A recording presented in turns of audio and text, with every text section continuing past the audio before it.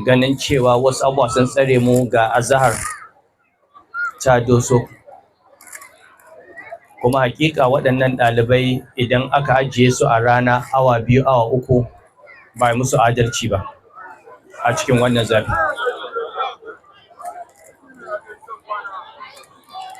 Wannan ƙasa ta Kano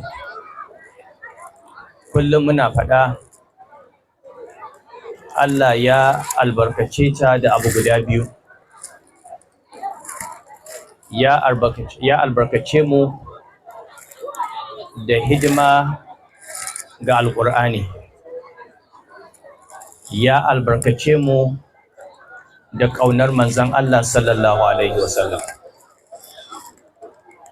Kuma kullum muna faɗa in dai muka ci gaba da riƙe wannan abin da magabata suka ɗora mu a kai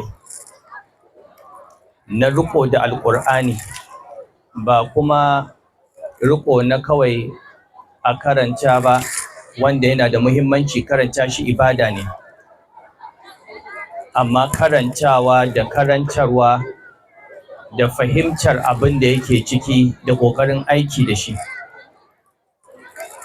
da kuma jaddada ƙaunar mu ga fiyayyen halitta manzon Allah sallallahu alaihi wasallam. Da yardar Allah Kano za ta dawwama a cikin tsarin Allah da cikin ɗaukaka. Wannan littafi ya zo da ayoyi waɗanda suke masu bayyana mana dukkan abin da muke